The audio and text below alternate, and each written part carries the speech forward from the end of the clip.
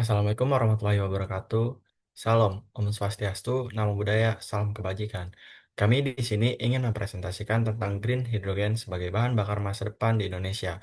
Sebelum itu, saya ingin memperkenalkan anggota kelompok terlebih dahulu. Yang pertama ada Irfan Ferdiansyah dengan NIM 10 12 25 194. Yang kedua ada Muhammad Gibran Ramadan Iskandar dengan NIM 10 12 25 118. Yang ketiga ada Muhfiza Haka Khairi dengan NIM 10 12 25 166. Yang keempat ada Rayhan Alif Nugraha dengan NIM 10 12 25 186. Dan terakhir ada saya sendiri Fawas Ahmad Faisal Awatoni dengan NIM 10 12 25 170. Nah, kemudian di sini saya akan membacakan pendahuluan. Nah, bahan bakar fosil masih mendominasi sistem energi global, namun meningkatkan emisi gas rumah kaca yang berdampak pada perubahan iklim, sehingga diperlukan transisi ke energi yang lebih bersih. Green hydrogen menjadi solusi menjanjikan karena diproduksi dari energi terbarukan tanpa emisi karbon, serta memiliki kapasitas energi tinggi dan fleksibel penggunaannya. Energi ini berpotensi besar mengurangi emisi karbon di sektor industri, transportasi berat, pembangkit listrik, sekaligus berfungsi sebagai media penyimpanan energi terbarukan. Fungsi ini membantu mengatasi masalah ketidakstabilan dari energi surya dan angin. Dengan banyak keunggulan tersebut, green hydrogen dianggap menjadi bagian penting dalam membangun sistem energi rendah karbon di masa depan. Kemudian akan dilanjutkan oleh teman saya.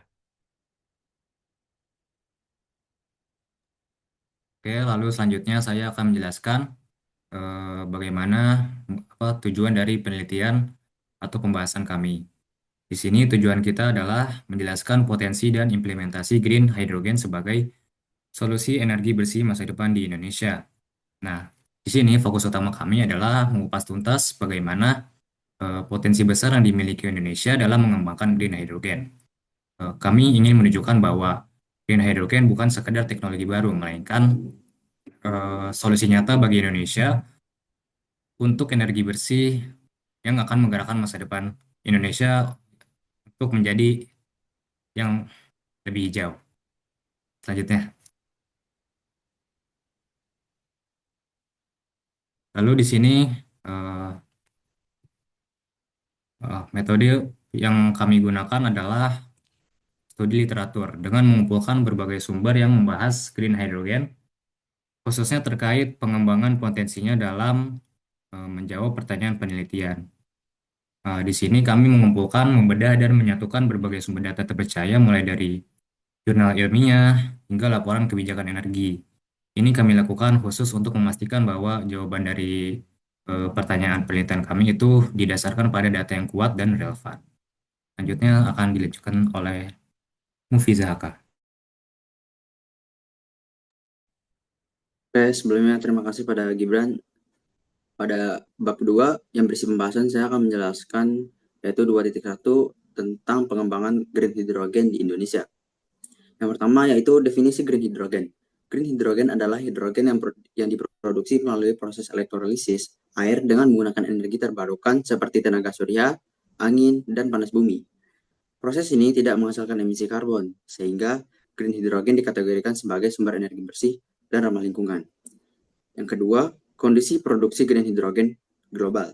Secara global, produksi green hydrogen masih relatif kecil dibandingkan total produksi hidrogen di dunia, yang sebagian besar berasal dari bahan bakar fosil. Meskipun demikian, kapasitas produksi green hydrogen menunjukkan tren peningkatan seiring berkembangnya teknologi electrolyzer dan meningkatnya komitmen global terhadap transisi energi bersih. Yang ketiga, perdagangan internasional green hydrogen.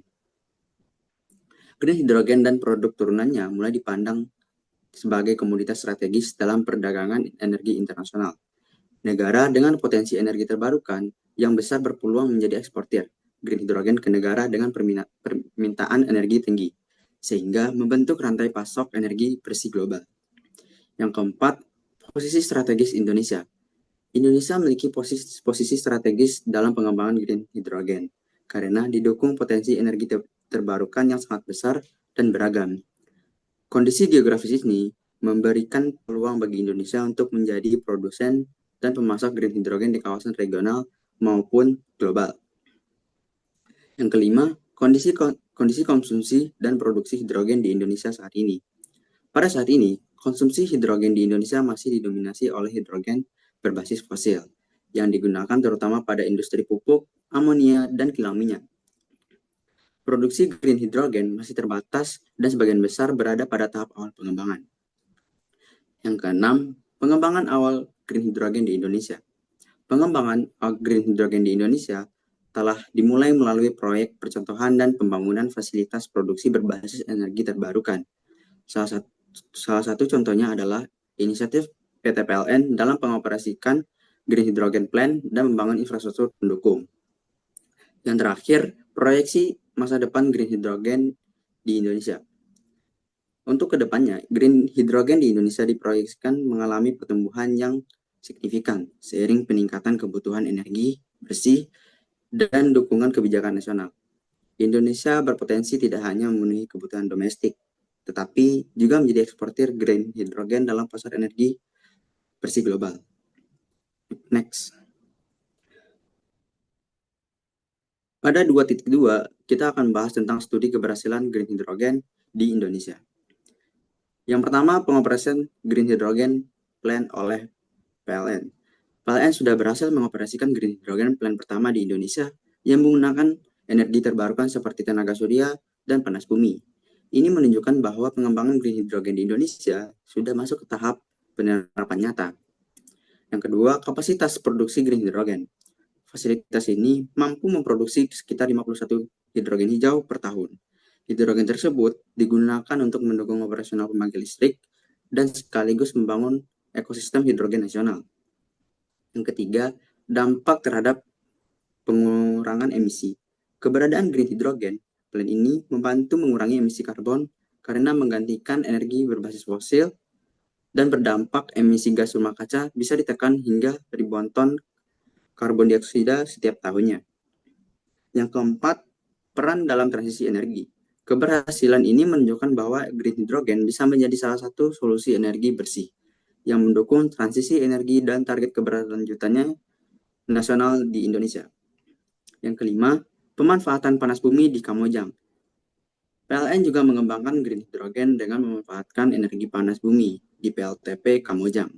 Hal ini menjadikan Indonesia sebagai salah satu pionir pengembangan green hydrogen di Asia Tenggara. Yang keenam, pembangunan infrastruktur pendukung. Untuk mendukung pemanfaatannya, PLN membangun green hydrogen refueling station di Senayan. Ini menjadi salah satu langkah awal penyediaan infrastruktur transportasi berbasis hidrogen di Indonesia.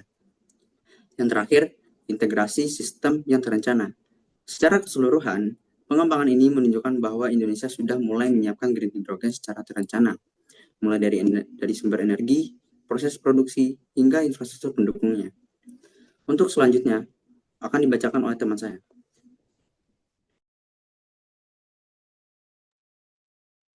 Nah, selanjutnya saya akan menjelaskan keuntungan penerapan green hydrogen di Indonesia. Yang pertama, energi bersih. Keunggulan utama energi hidrogen adalah kemampuannya sebagai sumber energi bersih, tidak seperti bahan bakar fosil yang mengeluarkan polutan dan gas rumah kaca saat dibakar. Hidrogen hanya menghasilkan uap air saat digunakan sebagai bahan bakar. Dan yang selanjutnya kedua, penyimpanan energi terbarukan. Jadi hidrogen ini menyediakan cara yang layak untuk menyimpan energi terbarukan dalam jangka waktu yang lama. Nah, intermitensi dan penyimpanan merupakan masalah signifikan yang dihadapi energi terbarukan. Yang ketiga, hidrogen bersifat serbaguna. Jadi energi hidrogen ini dapat menghasilkan listrik, memanaskan bangunan, menggerakkan kendaraan, dan bahkan memproduksi bahan kimia industri. Hal ini menjadikan energi hidrogen sebagai solusi potensial untuk berbagai aplikasi seperti kendaraan bertenaga hidrogen. Selanjutnya, saya akan menjelaskan kerugian penerapan green hydrogen di Indonesia. Yang pertama, kerugiannya yaitu biaya produksi dan penyimpanan. Di sini energi hidrogen memiliki kelemahan dalam produksi dan penyimpanan. Nah, saat ini proses elektrolisis yang relatif mahal dan membutuhkan banyak energi. Dan yang kedua, kurangnya infrastruktur. Meskipun kendaraan hidrogen dan pembangkit listrik tenaga hidrogen sudah ada, jumlahnya belum cukup untuk mendukung penggunaan hidrogen secara luas sebagai sumber bahan bakar. Dan selanjutnya akan dijelaskan oleh teman saya.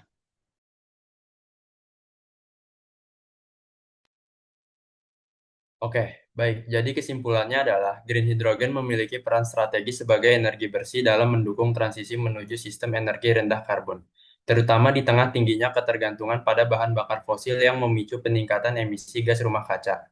Diproduksi dari energi terbarukan tanpa menghasilkan emisi karbon, green hydrogen memiliki fleksibilitas pemanfaatan di berbagai sektor, seperti industri, transportasi berat, pembangkit listrik, serta sebagai sarana penyimpangan energi terbarukan.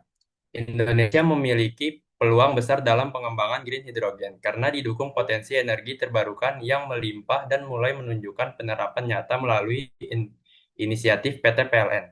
Dengan pembangunan fasilitas produksi dan infrastruktur pendukung, meskipun masih menghadapi tantangan berupa biaya, teknologi, dan keterbatasan infrastruktur, kemajuan teknologi dan dukungan kebijakan di masa depan diharapkan mampu mempercepat pemanfaatannya. Dengan demikian, green hydrogen berpotensi menjadi pilar penting dalam pembangunan sistem energi berkelanjutan dan meningkatkan daya saing Indonesia di tingkat global. Next.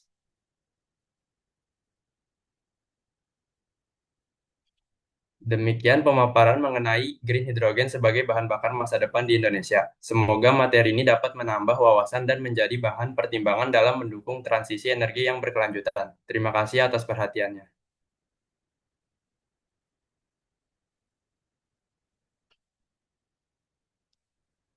Terima kasih.